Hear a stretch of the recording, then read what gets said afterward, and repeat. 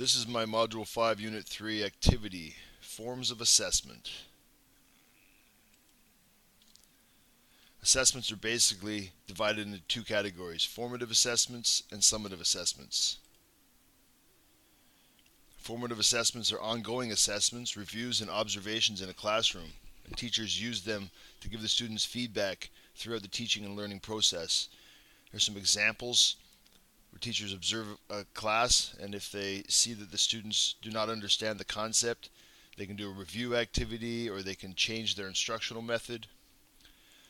Students can also monitor their progress with quizzes and performance tasks and self-assessments. The goal of summative assessments is to judge if students have mastered specific skills and to see if they need additional attention. For example, final exams, standardized tests, entrance exams.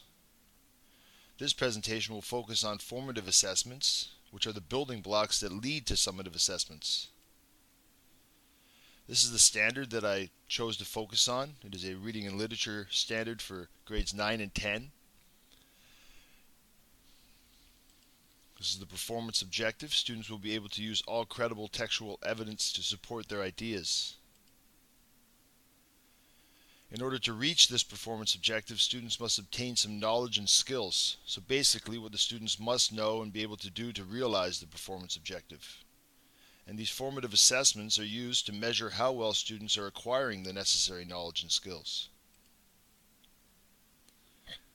This is an example of a formative assessment. Here's the performance objective. Students will be able to use all credible textual evidence to support their ideas.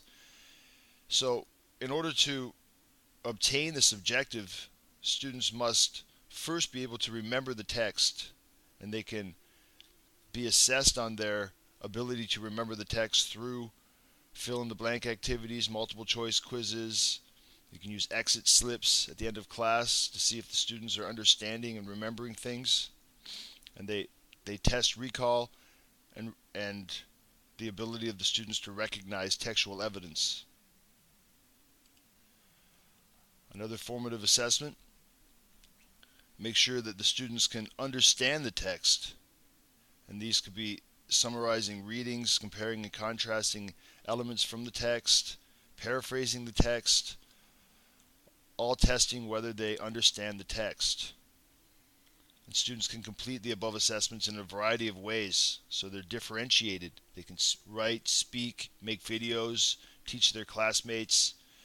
And these assessments test whether they're able to interpret, classify, summarize, infer, and/or compare the text. Other formative assessments for this performance objective, once they can remember and understand the text, they need to be able to apply what they've learned. And assessments that require students to apply their knowledge and skills, like research projects, performances, essays, videos, debates. They could build or create something, like dioramas. All of this can be differentiated. These assessments test whether students are able to implement what they've learned from the text.